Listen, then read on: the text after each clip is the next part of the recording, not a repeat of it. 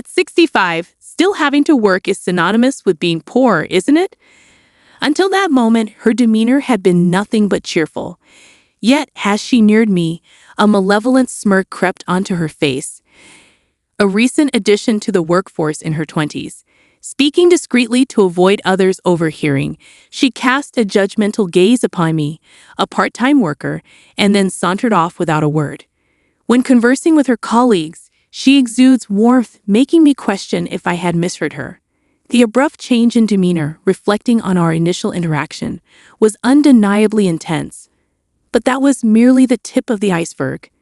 My name is Mara Coleman, a part-time employee at Global Mart, a renowned national supermarket chain with stores recently proliferating across all 50 states.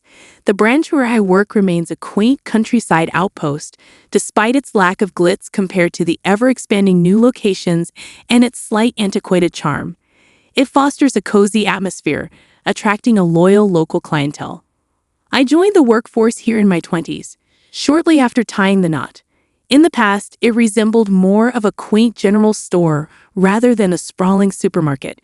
As the years passed, the town, its inhabitants, and the store underwent transformations, evolving into a nationwide chain.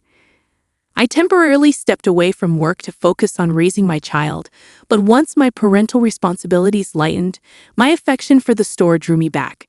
Now, as the longest-serving member of the team, I find myself meticulously attending to every minor detail. "Oh my, this floor could use a good cleaning," I muttered to myself as I bent down with a rag in hand, ready to scrub away. Suddenly, a voice pierced the silence. "What on earth are you doing crouched there? You're blocking the way."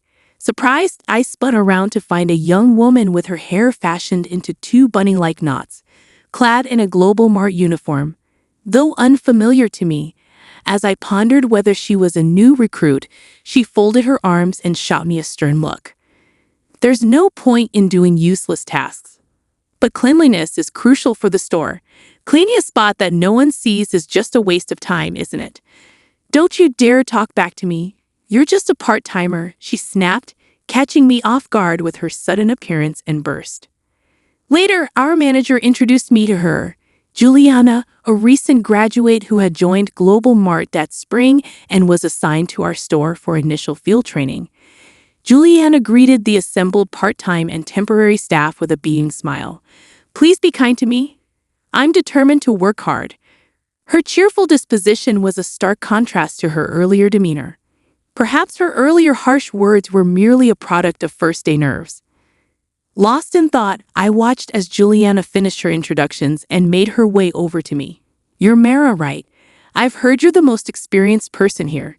"Yes, I've been here for quite some time," I replied. "Well, it's quite obvious you're older," Juliana remarked, her smile vanishing, replaced by a sneer.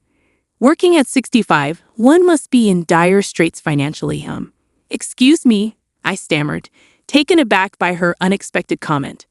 Juliana leaned in close, her words intended for my ears only. Shocked into silence, I watched as she chuckled and returned to the manager's side.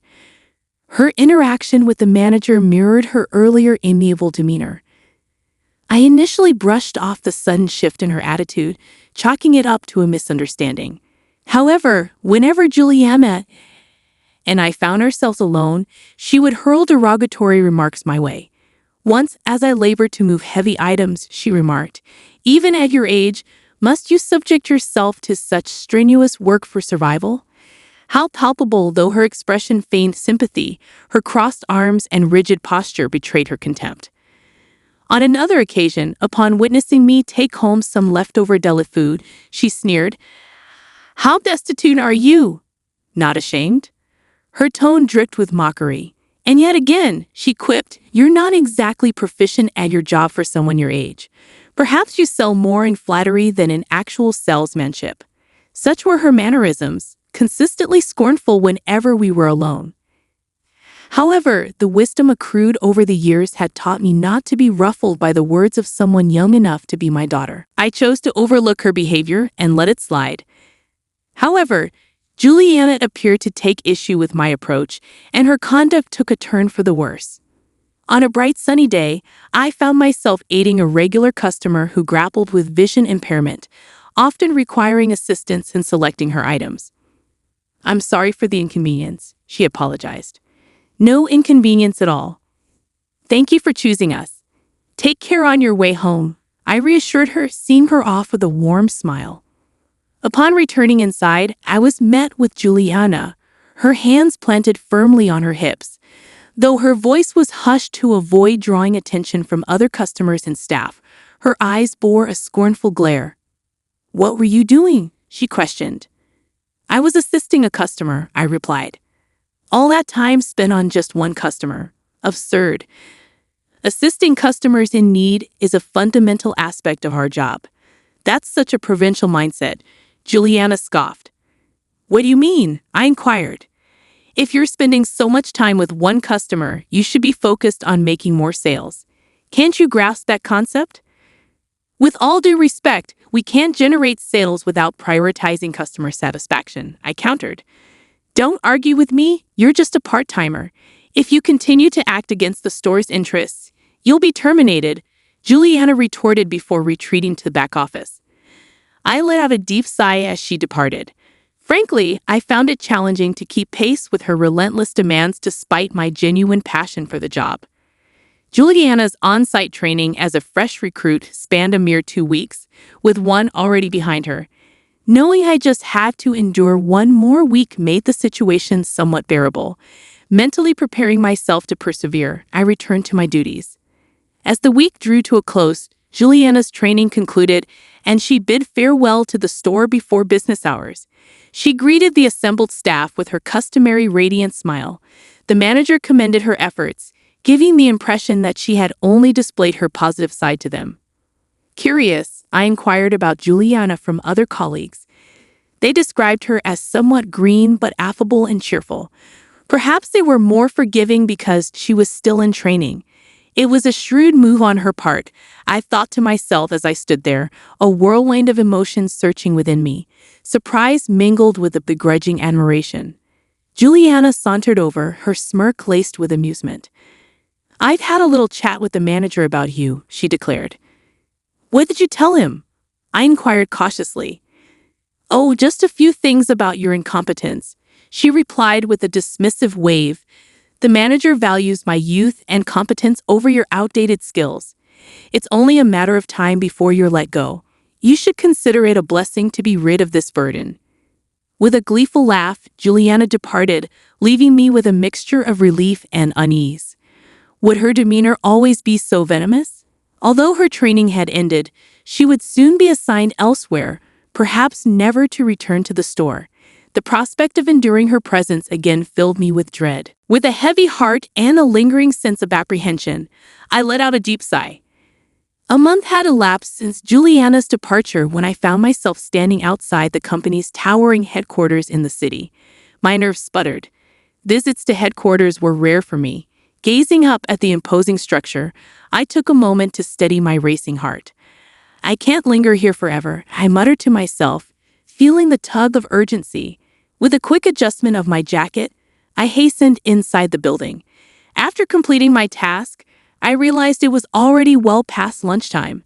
Having missed my meal, I made my way to the employee cafeteria nestled within the premises. Despite the hour, the cafeteria still bustled with activity. As I scanned for an empty seat, just as I settled down to enjoy my pasta, a familiar high-pitched metallic voice cut through the air. Without needing to turn around, I recognized whose voice it belonged to. "Why is an old lady, I mean you, here at headquarters, Juliana?" "It's been a while," came Juliana's voice, swiftly followed by her boss's presence. She must have caught herself, aware that such a remark wouldn't fare well in front of her superior. Strong-willed against the vulnerable yet meek in the presence of authority. Perhaps that was Juliana's nature, suppressing a smile. Juliana's response was swift and disdainful. "It's repulsive. Spare me the sight of your pathetic existence," she said. "Listen here.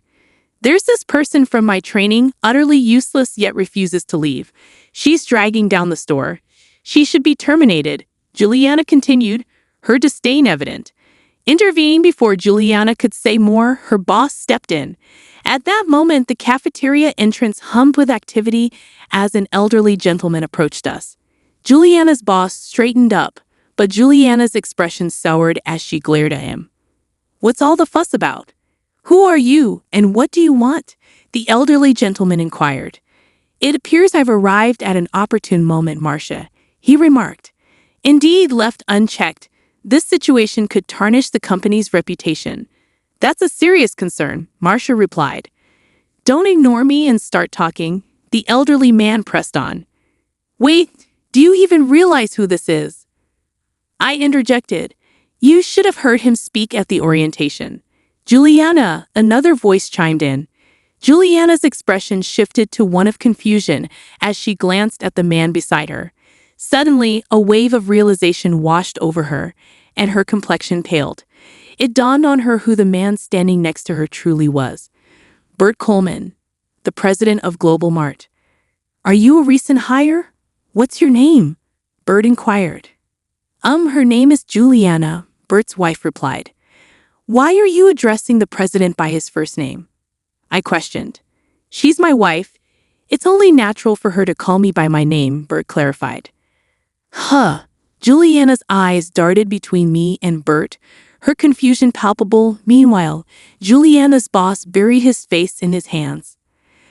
I rose from my seat and positioned myself beside Bert. "Allow me to reintroduce myself. Mara Coleman, 65, wife of the president of Global Mart." I introduced myself. "You're kidding, right? If you're married to the president, why are you slumming it as a part-timer in some dingy supermarket?" Juliana retorted. As I said, I genuinely enjoy working.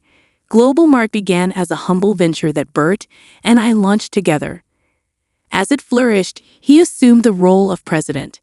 However, I've always cherished the direct connection with customers. Hence, my decision to continue working part-time. Interestingly, aside from the manager, nobody at my workplace is aware of my relationship with the president. That dingy store you mentioned happens to be the very first Global Mart branch, the cherished establishment Bert and I initiated. So the meeting wasn't a ruse. Mara attends these gatherings monthly as a representative from the field. It's been a while since she's been physically present. They've mostly been conducted online lately, Juliana's boss clarified. "That's correct. Hence, I was feeling a bit apprehensive today," I added. "That's preposterous," Juliana interjected. "What's preposterous?" I inquired. "If I had known you were the president's wife, I wouldn't have acted the way I did. You deceived me," Juliana accused. Her face blushed with anger, seemingly on the verge of confrontation. However, her boss stepped in front of me, serving as a buffer. It was Bert who addressed Juliana next. "I've heard about you from Mara, but forming judgments solely based on hearsay is hardly fair. I wanted to assess the situation firsthand. Now let's not escalate matters." "What I overheard your conversation with Mara earlier, it seems you're not a good fit for our company," Juliana's boss countered, her tone defiant. "Please hold on. There's been a misunderstanding," I interjected. "Indeed, it's all just a misunderstanding. Allow me to clarify. We can call the manager from the training store. He can attest to my dedication and performance," I proposed. "I've already spoken with the manager," Juliana's boss revealed. "He was well aware of your actions behind the scenes. I requested him to stay quiet about it, given your status as a trainee. From the outset, I have reported Juliana's misconduct to the manager, aiming to shield other staff members from its effects. However, in the hope that she might amend her behavior as a new employee, we refrained from taking immediate action. Unfortunately, it appears that hope was misplaced."